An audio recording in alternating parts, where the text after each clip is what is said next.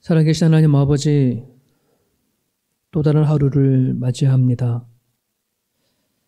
한 주의 끝자락에 저들이 와 있습니다. 내일이면 하나님 또 주일을 맞이합니다.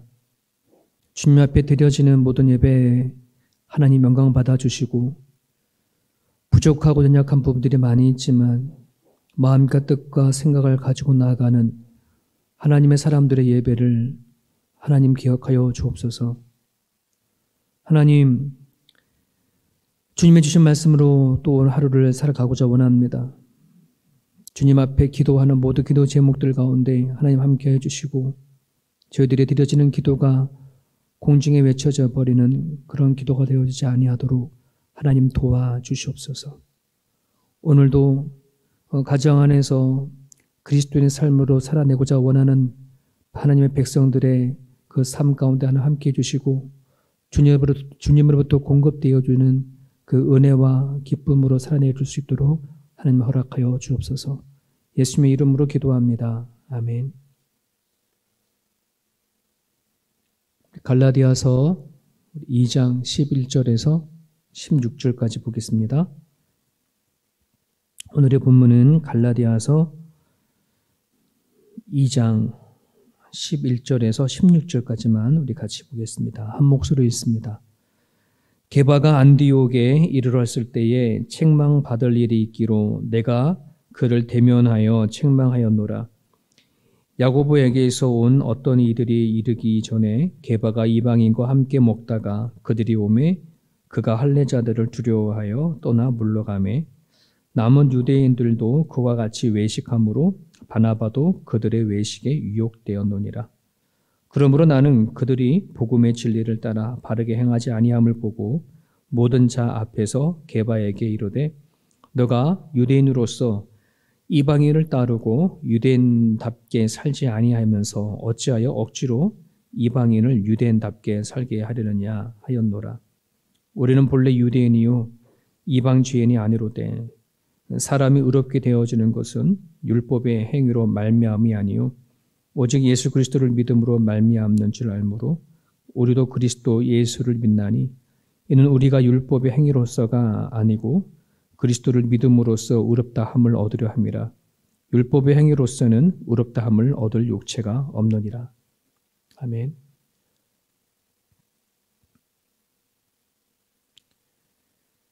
우리는 많은 사람들이 자신을 위장하려고 쓰고 있는 가면들이 다 있습니다. 나 자신의 원래의 모습을 감추고 원래 나보다 더 나은 모습을 보이기 위한 그 가면들이 누구나도 다 있습니다. 때로는 힘들지만 힘들지 않은 것처럼 보이고자 합니다. 믿음이 없지만 또 믿음이 있는 것처럼 보이기도 하고, 나름대로 우리는 부족하지만 부족하지 않은 것처럼 또 꾸미려고도 합니다. 어떻게 보면 이런 삶이 되게 힘들고 또 우리로 하여금 지치게 만드는 되게 하나의 원인이기도 하죠. 특별히 한국 아이들을 이렇게 설문조사를 이렇게 해보게 되어지면 그들이 공부하는 그 이유는 부모님의 체면 때문에 공부한다고 하는 그런 답변들이 되게 많습니다. 자기 자신의 어떤 행복을 위해서 공부하기보다 부모님의 체면, 내가 공부를 못하면 부모님에게 욕되니까 뭐라도 좀 부모님에게 효도를 하는 방법은 공부밖에 없으니까 그렇게 해서 그냥 자신이 살아가는 의무도 모르고 또 행복이 뭔지 모른 채 그냥 부모님의 체면을 세우기 위한 공부하는 아이들이 의외로 많다라고 합니다. 여러분, 우리들에게는 이처럼 자꾸 내 자신을 위장하려고 하는 그런 유혹을 다 받고 살아갑니다. 모르는 것을 모른다고 하면 되고 아프면 아프다라고 해야 되는데 그냥 우리는 뭔가 척하려고 하는 마음들이 되게 많이 있습니다. 나의 연약함, 나의 부족함, 어쩌면 내가 가지고 있는 모든 열등, 이 모든 것을 위해서 하나님은 우리 가운데 오셨고 또 예수님을 통해서 그거를 극복해 주시고 회복해 주시기로 오셨는데 우리는 아직도 그 부분에선 해결하지 못한 상태에 전전긍긍할 때가 참으로 많이 있습니다. 오늘 본문은 베드로가 보여준 이중적인 행동 하나가 나옵니다. 그게 11절입니다. 예루살렘 공회를 끝난 다음에 베드로가 안디옥을 방문을 하는데 그 안디옥에는 바울과 바나바가 사역을 하고 있었습니다. 그래서 베드로가 이들이 이방 사역을 어떻게 하는지 궁금해서 방문을 하게 되어주죠. 예루살렘 공회가 끝난 이후이니까 유대인들이 이방인들을 만나는 거라든지 또는 이방인들이 예수님 믿고 구원받는 그 모든 문제는 다 해결이 되어졌고 또 이게 결론이 다 내려졌는데도 불구하고 12절에 보면 게바가 즉 베드로가 이방인들과 함께 식사를 할 때에 그 식사는 같이 성도들과 같이 교제하고 떡을 떼놓는 그런 시간인데 그때에 야고보에서 그 야고보 지역이에요. 이때는 그 야고보 지역에서 온 사람이 있다는 소식을 듣고 급히 자리를 떴다 이 말입니다. 그러니까 그 사람들은 할례를 그러니까 아마 율법주의자들에 속한 사람일 수도 있을 거고요. 할례를 중요시 여기는 사람일 수도 있겠죠. 근데 그 사람들은 아직 유대인들이 이방인들과 식사하는 것에 대해서 용납하지 않았던 것 같습니다. 그걸 너무나 잘 알고 있던 베드로가 그 사람들의 눈을 피해서 자리를 뜨게 되어집니다. 그 부분에 대해서 바울이 너무 화가 나고 속상한 겁니다. 되게 비겁하고 부끄러운 행동이다라고 생각을 한 이 바울은 공개적으로 베드로를 책망하는 내용이 본문에 나옵니다. 어떻게 보면 이 좀 너무 과하지 않나 이런 생각을 해보게 됩니다. 그냥 따로 만나서 베드로를 따로 만나서 왜 그러셨습니까? 좀 실망입니다. 이렇게 말하면 될 텐데 그렇지 않고 사람들이 다 있는 그 자리에 베드로의 행동에 대해서 지적을 하게 되어주죠. 베드로 입장에는 되게 불쾌할 수도 있고 명예훼손 같은 것이 되어줄 수도 있는데 자, 근데 여기에는 의도가 있습니다. 바울이 왜 이렇게 액션을 취했을까? 두 가지 이유인데 하나는 복음을 지키내기 위한 거예요.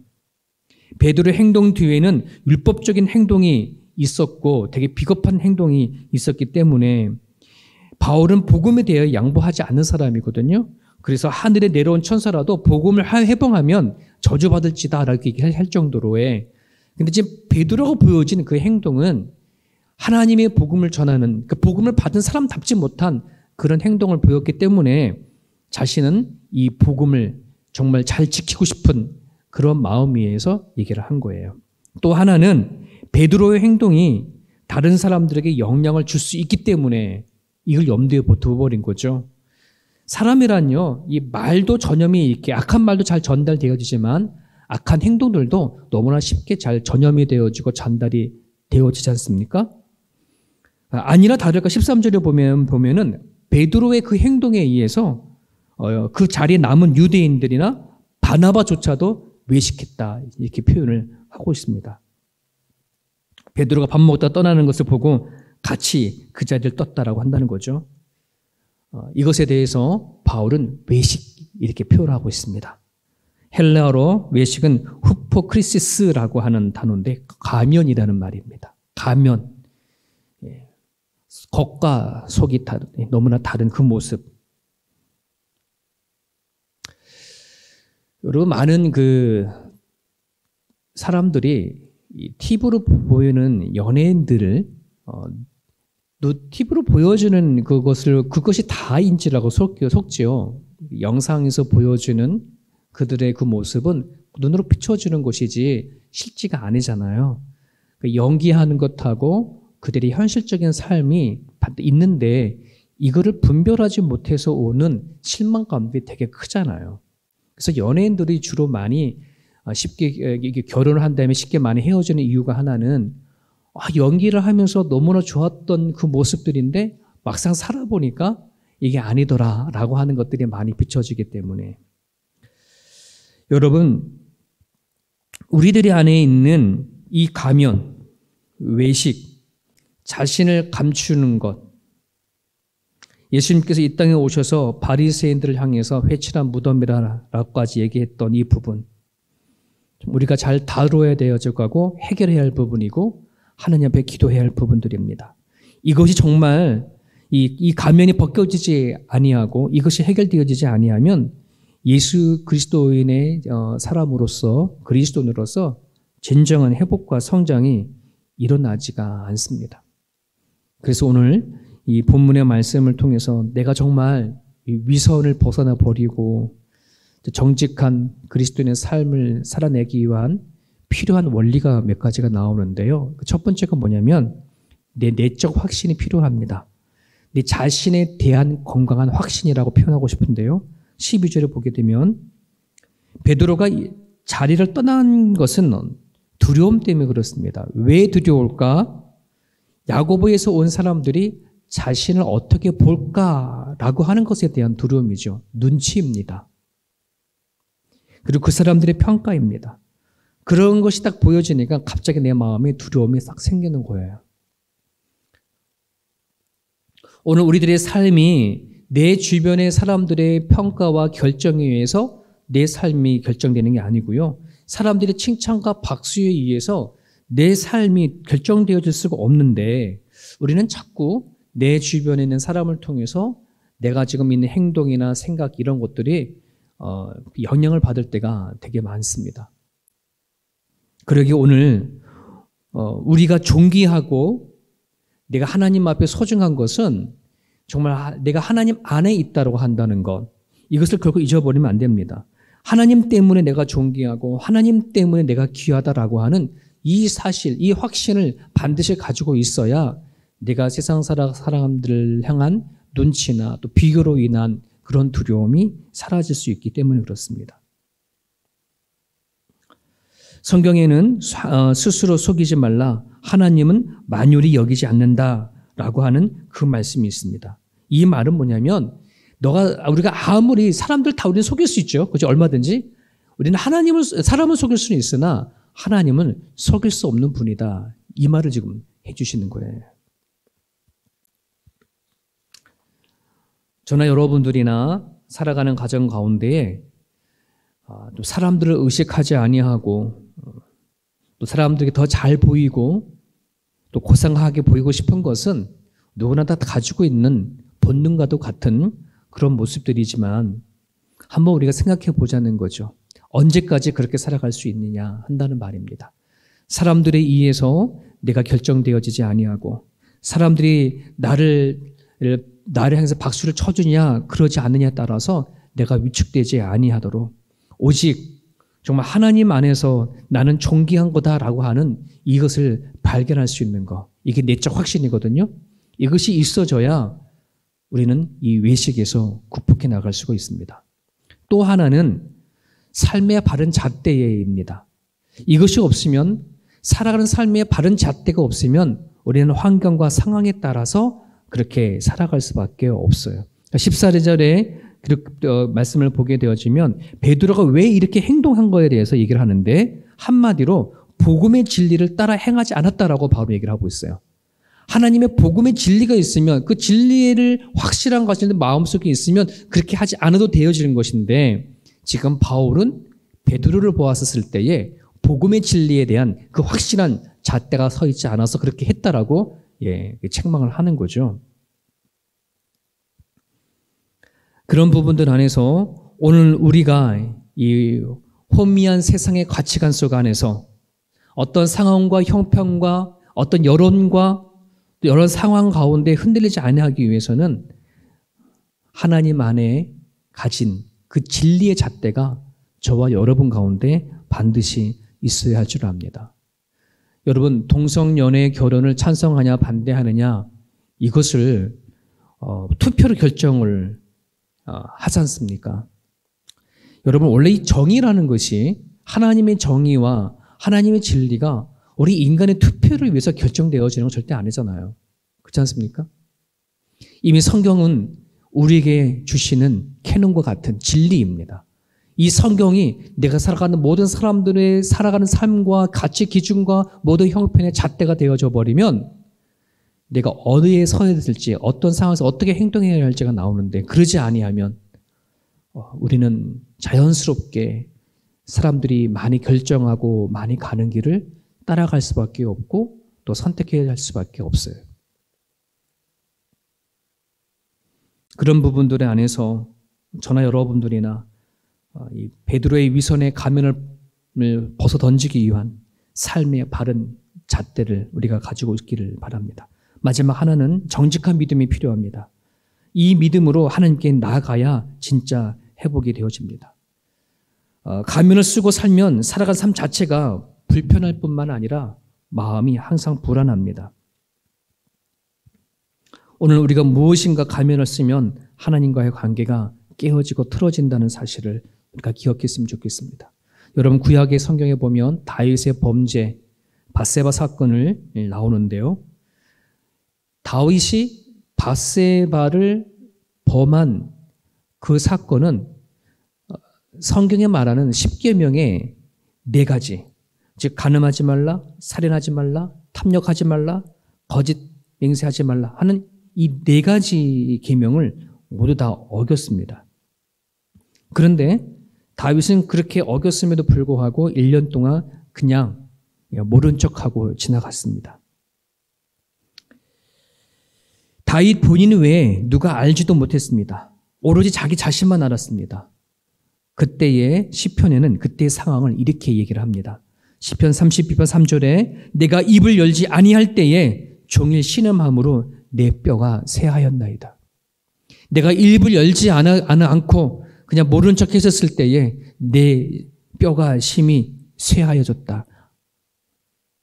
마음 깊은 곳에서는 알고 있었다는 생각을 가져봅니다. 자, 그런 다음에 나단 선지자가 다가간 이후에 시편 51편에 보면 다윗이 하나님 앞에 이렇게 나가 기도합니다. 하나님이여 내 속에 정한 마음을 창조하시고 내 안에 정직한 영을 새롭게 하소서. 나를 주 앞에서 내쫓지 마시며 주의 성령을 내게서 떠나지 마소서라고 하는 고백을 하게 되어집니다. 사랑하는 여러분, 그렇습니다. 내가 가면을 썼냐 안 썼냐 어느 누가 모릅니다. 내 자신만이 압니다. 그것을 하나님 앞에 가지고 나가느냐 안 가느냐 어느 누구도 모릅니다. 나 자신만 압니다.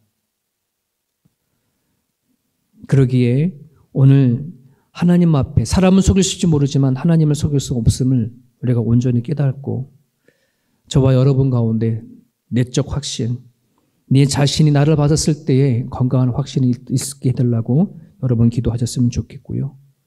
또 하나님이 가르쳐 주신 진리를 확실히 내 마음속에 새길 수 있도록 내 인생을 살아가는 잣대가 되어줄 수 있게 해달라고 기도해 주시고 자신에게나 하나님에게나 가면을 쓴 모습이 아닌 있는 모습 그대로, 정직한 모습 그대로, 아픈 모습 그대로, 또 거짓된 모습 그대로 하나님 앞에 가지고 나아가 기도할 수 있는 저와 여러분의 모습이 되기를 원합니다. 주신 말씀 붙잡고 같이 기도하시고 또 오늘도 주님 안에 승리하시고요. 또 주일 예배를 위해서도 기도해 주셨으면 좋겠습니다.